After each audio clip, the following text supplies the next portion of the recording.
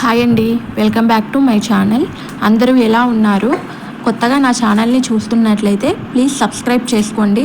ఇవాల్టి వీడియోలో కొర్ర పొంగలి అలాగే పప్పుచారు ఎలా చేసుకోవాలని ఈ వీడియోలో చూసేద్దాం. ముందుగా ఒక కుక్కర్ తీసుకొని అందులో ఒక కప్పు కొర్రలకి సగం కప్పు పెసరపప్పు అలాగే 4 కప్పుల నీళ్లు పోసుకొని 4 కప్పుల నీళ్లు పోసాక కొంచెం ఉప్పు,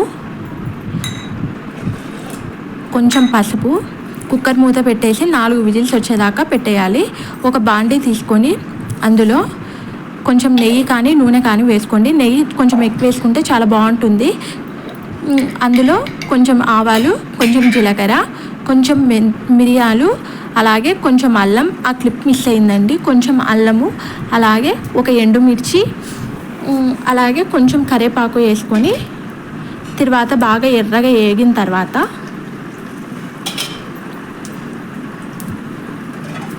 తిరగమాత బాగా ఎర్రగా వేయించుకున్న తర్వాత కుక్కర్ మూత తీసేసి అది మళ్ళీ స్టవ్ మీద పెట్టి కొంచెం పోపు వేసినాక ఆ పోపు ఫ్లేవర్ అంతా ఆ పొంగల్కి పట్టుకునేదాకా ఒక 2 మినిట్స్ మూత పెట్టి స్టవ్ పైన పెట్టేసేయండి. ఇంకా 2 మినిట్స్ ఆగి హాట్ బాక్స్లో పెట్టుకుంటే ఆ క్రీమీ టెక్స్చర్ అనేది అలాగే ఉంటుంది. కొర్ర పొంగలి వెయిట్ లాస్కి చాలా బాగా ఉపయోగపడుతుంది. అలాగే పీసీఓడితో డయాబెటిక్తో బాధపడే వాళ్ళకు కూడా ఇది చాలా బాగుంటుంది. రైస్ మానేసిన వాళ్ళకు కూడా ఇది బాగుంటుంది.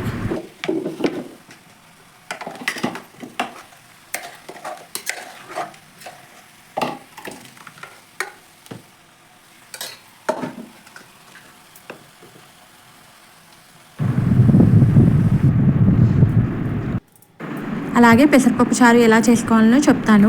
ముందుగా ఒక కుక్కర్ తీసుకొని అందులో ఒక గ్లాస్ కందిపప్పుకి టమాటా, పచ్చిమిర్చి, పసుపు వేసి 4 విజిల్స్ రానిచ్చి తర్వాత మెత్తగా కుక్కర్ మూత తీసేసి మెత్తగా పప్పు గుత్తితో ఎనుపుకున్న తర్వాత అలా మెత్తగా రావాలన్నమాట. ఎంత మెత్తగా ఎనుపుకుంటే అంత బాగుంటుంది. పప్పు గుత్తితో ఎనుపుకున్న తర్వాత ఒక గ్లాస్ పప్పుకి 3 గ్లాసుల నీళ్లు పోసుకొని మనకి చారు చిక్కదనాన్ని బట్టి నీళ్లు పోసుకోవాలి. నీళ్లు పోసుకున్న తర్వాత కొంచెం ఉప్పు, స్టవ్ పైన పెట్టి కొంచెం ఉప్పు, కొంచెం కారం, అలాగే కరివేపాకు, తర్వాత అందులోకి పోపు ఒక బాండీ పెట్టుకొని అందులో నూనె,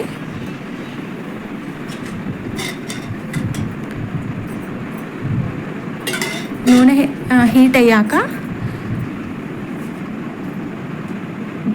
జీలకర్ర, ఆవాలు చిట్లాక కొంచెం జీలకర్ర, కొంచెం కొంచెం ఉల్లిగడ్డ, ఒక ఎండుమిర్చి, అలాగే కరివేపాకు.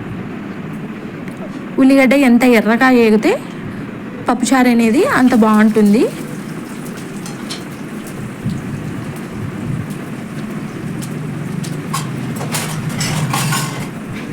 ఉల్లిగడ్డ బాగా ఎర్రగా వేయించుకోవాలి.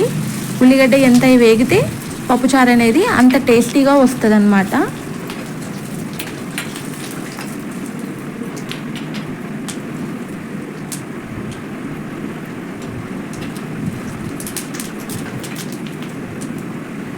ఉల్లిగడ్డ ఎర్రగా వేగిన తర్వాత తీసుకెళ్ళి చారులో వేసి చారు ఒక 2 పొంగులు వచ్చేదాకా బాగా మరిగించి దించేసేయాలి.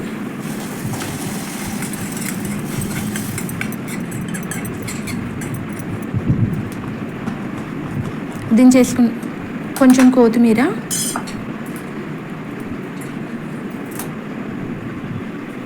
బాగా మరుగుతున్నప్పుడు కొంచెం కొత్తిమీర, అలా ఉడికేటప్పుడు ఇంకా స్టవ్ ఆఫ్ చేసి గిన్నెలోకి పోసుకుంటే పప్పుచారు రెడీ. కొర్ర పొంగలి పప్పుచారు కాంబినేషన్ 2 చాలా బాగుంటాయి. పప్పుచారు దించిన తర్వాత ఒక 1/2 చెక్క నిమ్మరసం వేసారంటే పప్పుచారు చింతపండుకు బదులుగా నిమ్మరసం బాగుంటుంది.